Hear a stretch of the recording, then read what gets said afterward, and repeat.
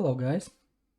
So in this tutorial we're gonna talk about dynamic zoom in and zoom out.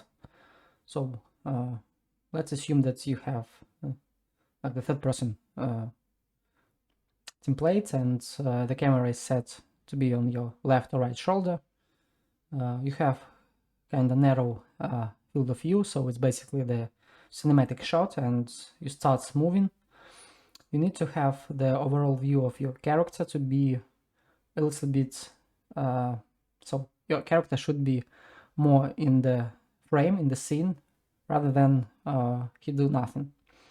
So for this one I've created sort of custom the camera lag, but it works not in the similar way, and there is a reason why I chose to make my own but not to use the default one, and I'm gonna show you right in a few minutes. Before we start, let me show you what artifact I receive while I'm using the default camera lag. So here on the details panel of my camera boom, you may see that I have camera lag checked with the speed of 3, and I don't really care about the distance. So once I launch the game, you may see that camera works as it should, but once I've run here, it zooms me in, but for my purpose I don't like this one. And so if I have run to the left, because my camera is set to be with a little shift to the right side, you may see that the distances are not the same, and once I start manipulating with my mouse, I actually kind of disoriented. So that's why this won't work for me, and I've decided to make this feature and this tutorial. I've changed my settings of the camera boom back to default one, and I have my function implemented set to be on the tick event. Once I start moving, you may see that my camera zooms out and zooms in, but in all directions.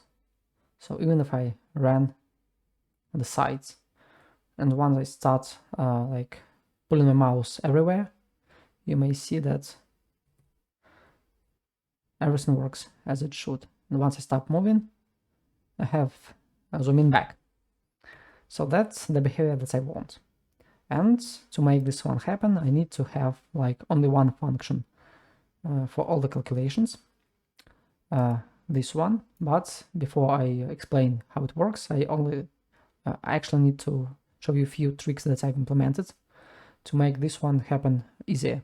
Here on the top, you may see I have kind of flip-flop logic for switching between run and walk states.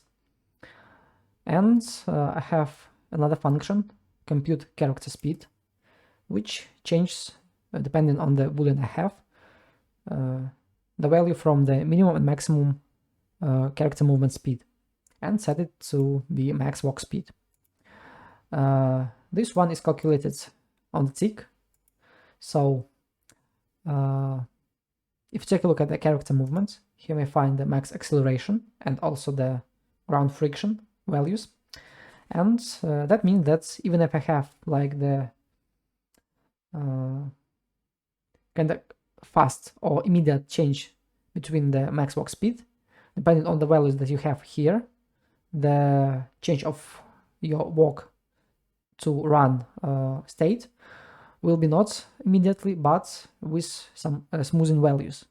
I mean, like, it won't be like your run was 200 and it's 500 right now. It will be like interpolation between 200 to 500, depending on the values you have here. So if I print out the values of my velocity,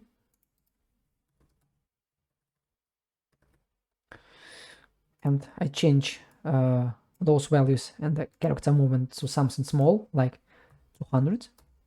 If I run the game, you may see that once I start moving, the value is changed, not immediately, but with kind of delay. So yeah, let's change back everything to default. Not to default, but to the values that I like. And continue with the function. So after I have the character speed calculated, I have the compute camera boom. Here you may see that I have the target arm length of the camera boom set to be as the local variable. It's the camera boom current. Next I have lerp between also the bounds.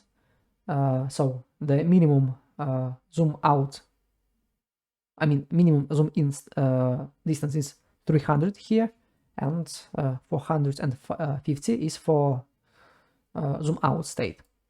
So I get velocity, I get vector length, and this one will return the vector on all 3 dimensions. So even if you try to jump, you will have zoom in and zoom out. But in case you want to have this one only for like your walk and run without jumping state, you can get the vector length from x and y. So only this one. Next thing is to normalize to the range, because this value will be returning our alpha, which we need to store between 0 and 1 values. Because if it's 0, it will be like our minimum, like our zoom in state, and if we have 1, it will be our zoom out state.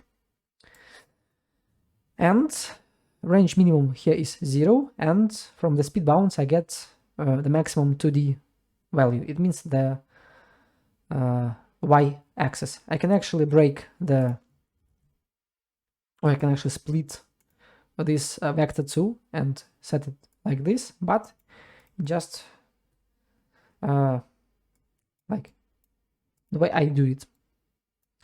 So this one is set to be desired boom, and we have one little function which is called interpolation 2. You may find it by f intertab. We have few other, but I've decided to go with this one. You may check other one yourself. Here we define our current boom, this one variable, our desired one here. Delta time is, because this function is running on the tick, it's our world delta tick. It's also may find within the context menu. Sorry, world delta seconds. And interpolation speed is how fast or how slow the change of your camera boom will be applied. The values that are high enough will cause to immediately change. For a smooth one, you will need to have something from 1 to, I guess, 3.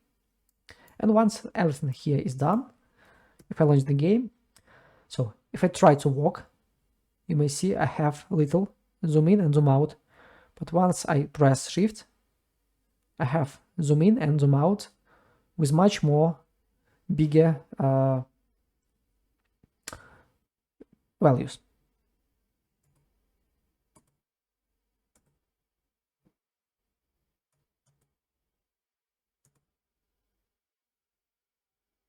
So something like this, guys.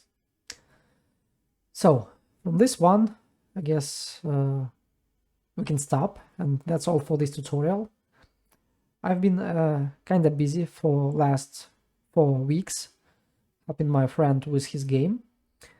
Probably I'll make an update once I can talk about this like more widely. So as always, I have the Patreon. Probably I'll make the membership for the YouTube. You may find the link under this video, so go ahead and subscribe in case you want to support me and so on. And also leave your feedback, press like button, and see you soon, guys.